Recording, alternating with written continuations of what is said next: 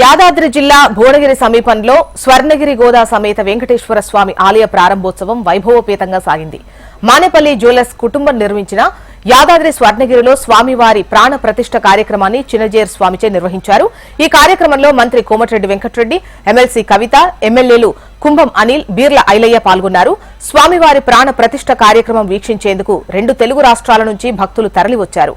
భక్తుల దర్శనం కోసం అన్ని ఏర్పాట్లు చేసినట్లు ఆలయ నిర్వాహకులు తెలిపారు.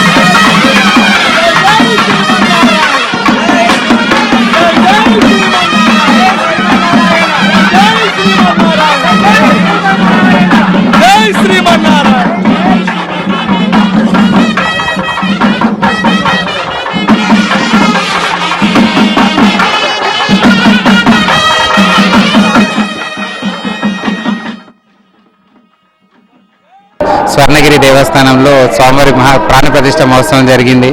సో చాలా బ్రహ్మాండంగా ప్రజలు దర్శనానికి వచ్చి స్వామివారి దర్శనం చేసుకుంటున్నారు. సో చాలా సంతోషమైన దినము ఇది. మన అందరికీ అదృష్టము. యాదాద్రి జిల్లా మొత్తానికి, తెలంగాణ మొత్తానికి స్వామివారు ఇక్కడ రావడము, తన అనుగ్రహం ఇక్కడ ఉండడానికి చాలా అదృష్టము. ఆయన అందరినీ కోరేది ఒకటే, ఎల్లప్పుడూ స్వామివారిని నమ్ముకోండి, తప్పకుండా స్వామివారు మీ వెనుకుంటారు.